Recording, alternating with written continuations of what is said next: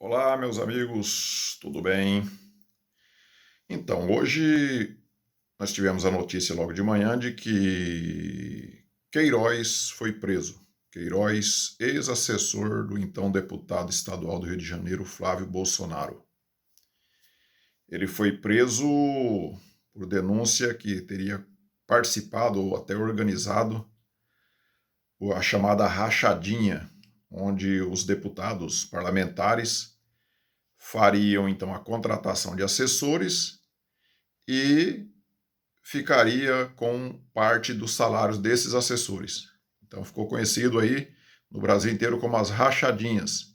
E o Queiroz foi o que ficou famoso aí porque teria movimentado cerca de 1.300.000 reais nessa rachadinha dos assessores do então deputado estadual do Rio de Janeiro, Flávio Bolsonaro. E já tem uma multidão de 0 pessoas lá na porta da cadeia pedindo a liberdade do Queiroz. Tenho certeza que se ele fosse petista, já teria lá muita gente acampado na porta da cadeia pedindo a liberdade, gritando que era golpe e que era perseguição política. Mas ninguém foi pedir a liberdade do Queiroz. Até agora ninguém foi. E eu tenho certeza que ninguém vai. Mas enfim, vamos falar então das rachadinhas, crime que o Queiroz foi acusado, foi denunciado ali e acabou hoje sendo preso.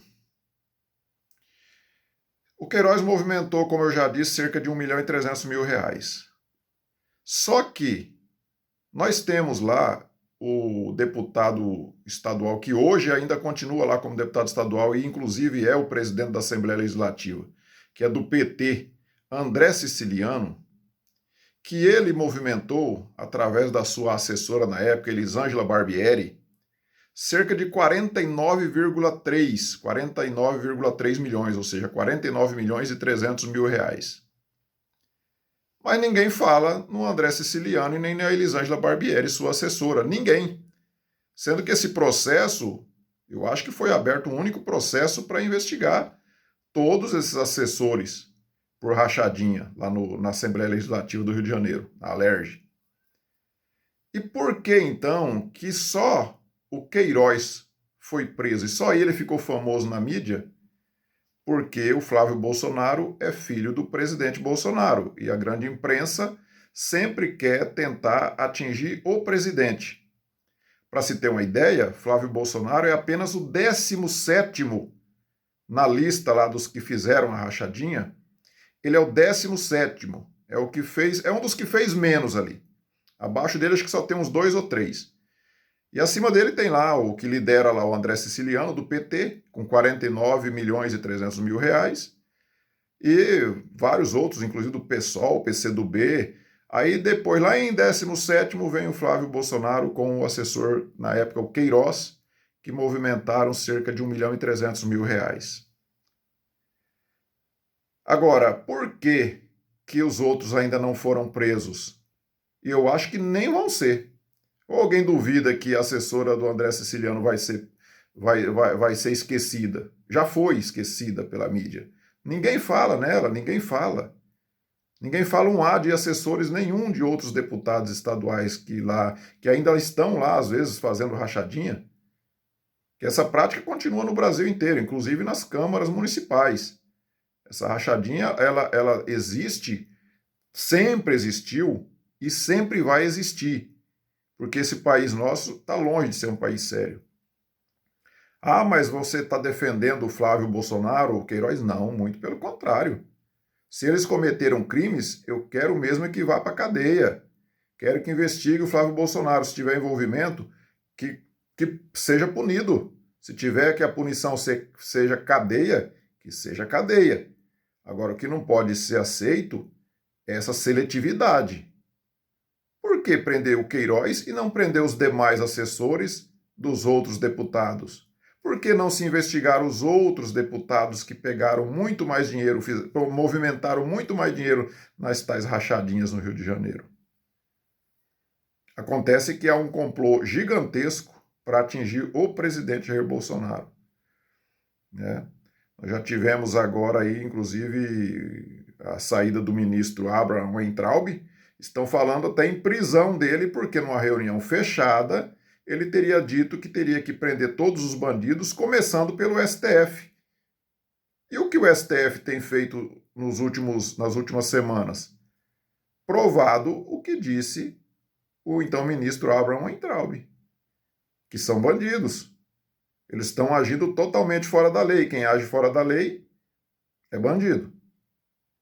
Certo?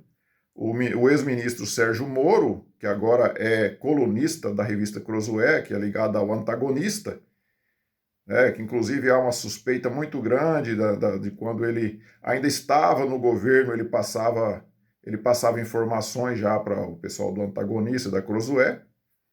Ele já era um informante quando era ministro ainda. E agora ele foi contratado pelo Antagonista. Antagonista que é dono é parceiro, sócio, os mesmos proprietários da Antagonista são proprietários da Empíricos, que é uma agência de investimentos. E naquela saída do Sérgio Moro, onde ele foi lá e falou um monte de abobrinha, aquilo ali fez as bolsas despencarem. E o Antagonista já tinha noticiado antes. Um dia, 2 dias antes, ele já sabia, inclusive, o discurso do Sérgio Moro. Isso prova que o Sérgio Moro já era um informante do Antagonista, mesmo estando no governo. Então, veja só, né? O COAF, na época, voltando ao assunto da rachadinha, o COAF, na época, descobriu esse problema das rachadinhas e descobriu que o André Siciliano, entre 2011 e 2017, movimentou 49 milhões e 300 mil reais e há um silêncio sepulcral, tanto da mídia quanto do judiciário. Ninguém fala nada sobre isso. Então, nós, conservadores, nós que votamos em Jair Messias Bolsonaro, nós somos pela justiça de verdade. Cometeu crime, que pague. Assim como cometeram crimes Lula, Zé Dirceu, que hoje inclusive estão soltos, e manifestantes estão indo para a cadeia. Manifestantes pró-governo, porque os contrários são defensores da democracia, mesmo jogando pedras, coquetéis Molotov na polícia, destruindo patrimônio público e privado. Eles são os defensores da democracia, os antifas. Os antifascistas são defensores da democracia. Mas quem apoia o presidente Bolsonaro está incorrendo em crime. Já está criminalizado o apoio ao presidente. Se você apoia o presidente, você pode ser preso a qualquer momento. O STF, inclusive, agora ampliou o seu espaço físico. O espaço físico do STF agora é no Brasil inteiro.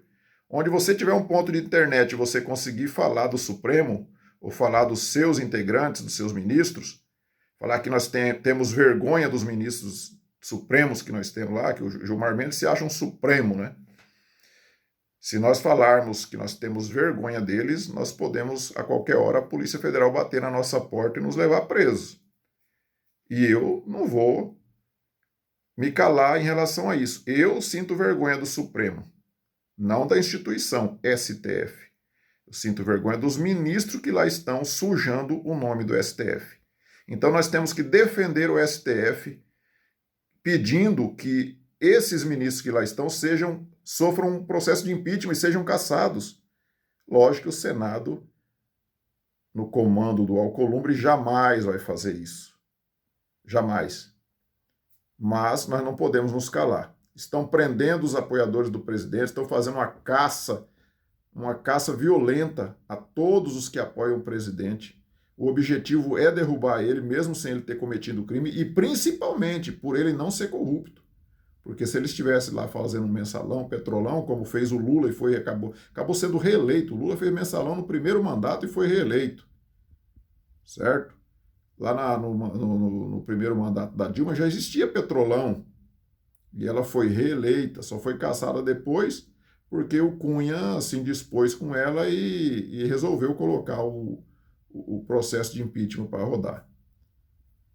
Mas ela deveria ter sido cassada muito antes. porque já teve o Petrolão lá atrás no primeiro mandato dela. Agora, quando tem um governo que não aceita a corrupção, que está com 1 ano e meio praticamente lá, sem um ato de corrupção sequer, isso é demais. Isso é demais para o establishment. É demais para o sistema aturar uma coisa dessa. Então, eles vão fazer de tudo para tirar o presidente. Aliás, já estão fazendo. A armação vem de muito tempo, inclusive com pessoas que fizeram parte do governo, como é o caso do Sérgio Moro. Então, meus amigos, vamos, se você gostou do vídeo, vamos curtindo, compartilhando e principalmente se inscrevam aí no canal, cliquem aí no sininho para que vocês sejam avisados de novos vídeos que eu fizer e que Deus abençoe a nossa semana. Um abraço a todos.